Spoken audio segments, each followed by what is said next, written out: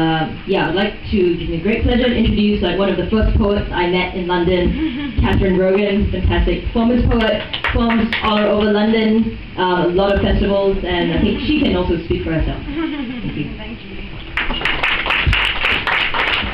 Thank you very much to Stephanie Dogbert for having me. It's a pleasure to be here. I don't write stuff for books, but I wrote this for a CD which Coventry Peace House put together, and they have a night shelter for asylum seekers and refugees, which is where I learned to crochet from like a really tall Camp Sudanese guy, which is brilliant. And so this is a poem about that. How many Irish drowned, taking the London Underground, taking tracks beneath the sea, and still people said they shouldn't be leaving their own country. But what prospect could they expect beyond starvation, subjugation, it's stay and drink or leave and sink? Being born British is blessed. You know, we'd fail the test to make the foreigners tick to get in on our case. And Britain went around the world. The British flag, it was unfurled, and everyone was told British law they must uphold. How many Brits in Spain? How many can't stand the rain? Went off to Australia or bought a bride from Asia? Yeah, we want one-way traffic. Think Britain's demographic should remain static. While Britons go globe-trotting, companies go plotting their next foreign venture without fear of censure. Where would we be without a curry? Getting the Chinese in a hurry. Don't mind our English tea, don't mind its cross-border company. Britain starts the war, and then wonders why people pour towards our safe harbour to find a closed door. But how do you say who's legit when we're all a little bit immigrants? Thank you.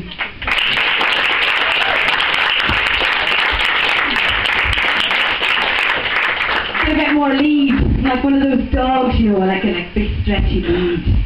And I think something else is useful to know is that if you're a gay asylum seeker, they show you porn to see if it gives you a hard-on or not, just to check if you're really gay. And I don't know if you've just fled your country and you're in a room and some weird guy who you don't understand shows you porn. That would really make you hard. And I don't know what to do for the lesbians, so I wrote this next poem when I heard about what's going on in Uganda, which has lots of dubious Western involvement in terms of the anti-gay laws there. Where's our gay revolutionary? Because they're threatening the death penalty. In Kampala, in Uganda, in Kenya, it's 14 years in prison for being a lesbian. So where's our Harvey Milk or someone of that ilk to take on this mantle, bring fire to the homosexual? We've got a gay bishop, but still no same-sex relationship in California or New York. Ohio though, there it's okay. It's hard to be gay. But South Africa, today I met the gender commissioner's daughter. They respect same-sex sex.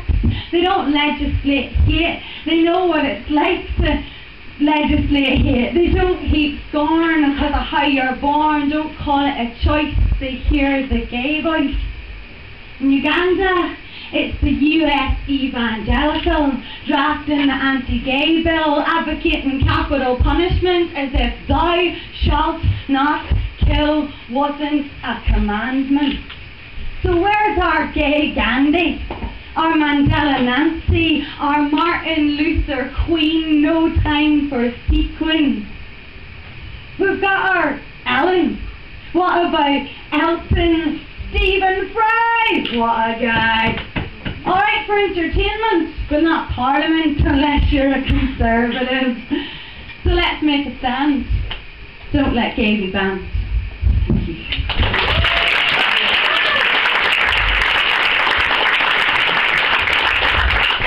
I know we've got loads of poets to finish today, so it's very quick. Yeah, this one's kind of about being in exile, I suppose, and like what you do basically. My mate from Pakistan goes back to the homeland, but it's house arrest for Shan. Grandparents home by US Embassy. We're supposed to go someday, but it's years since that was a possibility, and we have this game together about whose country is better at topping the news bulletin, reporting who's had a bulletin. Invariably, it's mine. But there's no danger when I dine at my Northern Irish family home, nip back when I hear mum mum. It's years since Shan's gone. Hard to leave for so long and not visit the north, the mountain ranges, desolate places, explosive changes, and it's always been this way.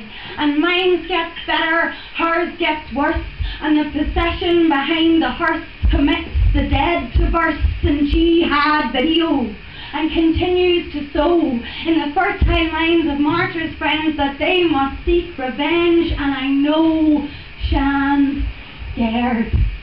What with all the news we've heard? And we're both exiles in London, and our countries are long gone. Because what is there to do between me and you to make our country better? Because life is for living, and here it's free and on our heads, let it be. My grandfather was a sheep farmer, shopkeeper, bread man, father of 10. Shan's was the grandfather of the judiciary. He's got his name in history. Shan's got surnames on street signs. My granddad has 0 Google finds. Shan's was the first Chief Justice. And what will become of us?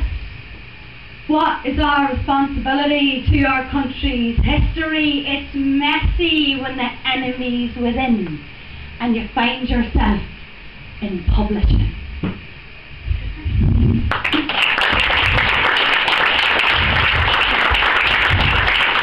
And thank you very much for letting me speak on this last one, because this is also about Shan, which my mate from Pakistan, and she helped me loads with my phone, and I feel very privileged that I'm allowed to live in the same country as her, and I feel very privileged that my country kind of got left off whenever they left everybody else. It's so amazing to have 2 passports for 2 cool countries where you're allowed to go places in.